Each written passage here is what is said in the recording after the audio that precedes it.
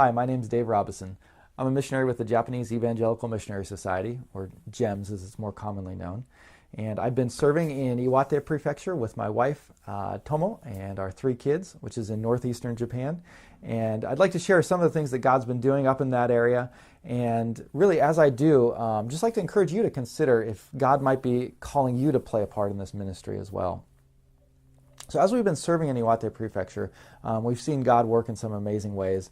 And one of the most amazing is that recently He's opened the door for a new church to be started in one of the cities in Iwate. This is the coastal city of Miyako. And Miyako was one of the cities that was most devastated by the tsunami back in 2011.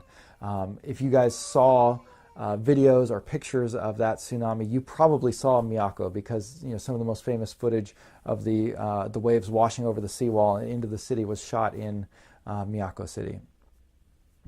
This was a city that prior to the tsunami had very little Christian ministry happening within it. In fact, that's true of pretty much all of Iwate Prefecture.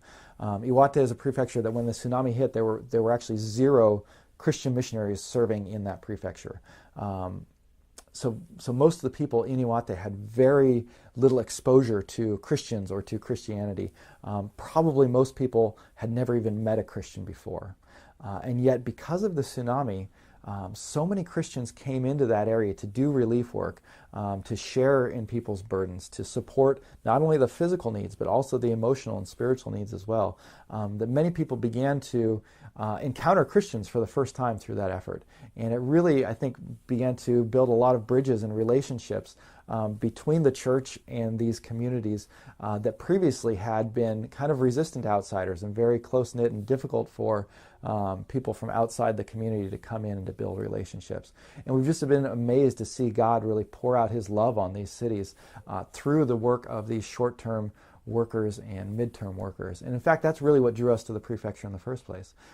We were preparing to serve as long-term missionaries involved in church planting when the tsunami hit, and we were still in America at the time. But because of that, we weren't fully committed to any particular place in Japan, and that gave us the freedom to go to Iwate as one of the first group of long-term workers in a very long time to begin working with Japanese churches in the hopes that God would take that ministry that started with relief work, that it would result and bear fruit in opportunities to share the gospel and to see new churches established. And by God's grace, after we've been there for the last almost 5 years now, we've seen Him open that door. And about a year ago, a friend of ours who's working in Miyako City, she's a missionary who's also partnering with our church in Morioka, she challenged our church in Morioka to consider being the mother church of a new church plant in Miyako City. And they began to examine that and to pray about it and feel that God was in fact leading them to play a role in that. And so they're taking the steps now to begin this new church plant. They've encouraged us to join the team there and to begin working to see a new church start in the city. And we're just so excited about that. This is a city that has about 55,000 people, and yet there's a tremendous need, I believe, for a church in that city, for a new church to be started.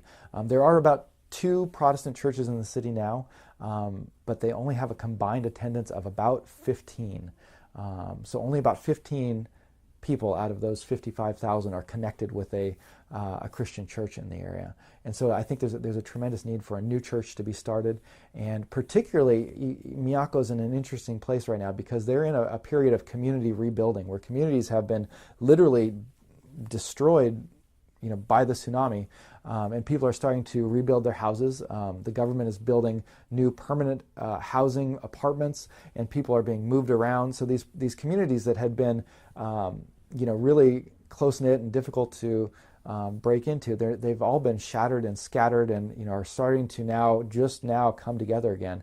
And we're so excited that God's opening the door for a new church to be started during this time. And our hope is that this church can be planted in the midst of one of these communities and be a part of that rebuilding phase, that as the community grows and those bonds strengthen and rebuild, that this new church can be there and be just a continued testimony of God's love and continue to minister to the people in that area. And our prayer and our hope is that through that, God will draw people to Himself, that people will come to salvation and just be a core founding members of this new church that we're beginning to see just the very early stages of it come together.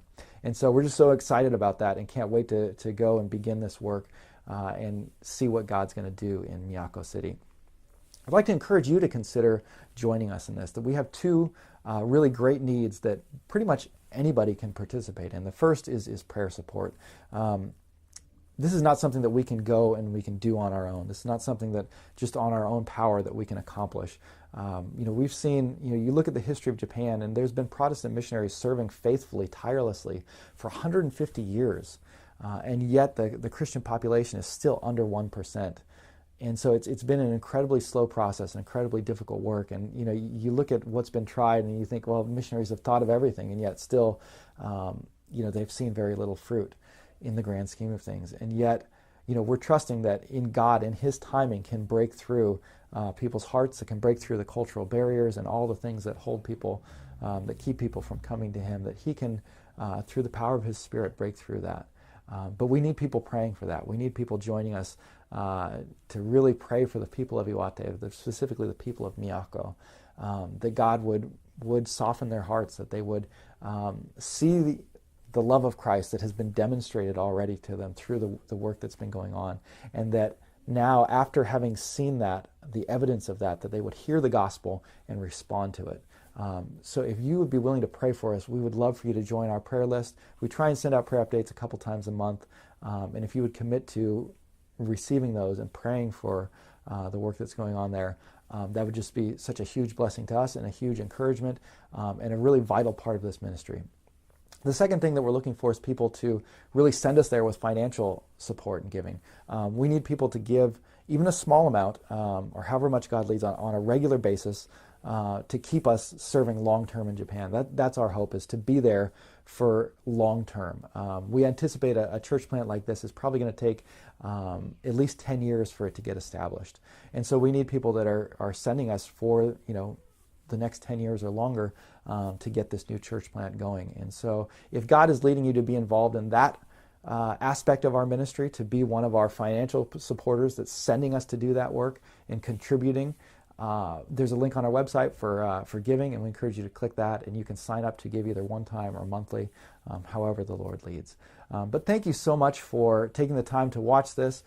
Thank you for checking out our website.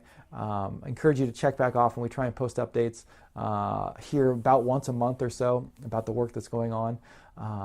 But again, we're just so appreciative for you coming here and just considering and learning about the work that God's doing in Japan.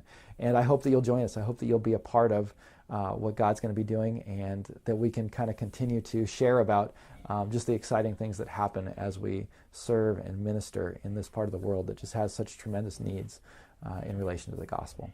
So thank you so much, and hopefully we'll see you soon.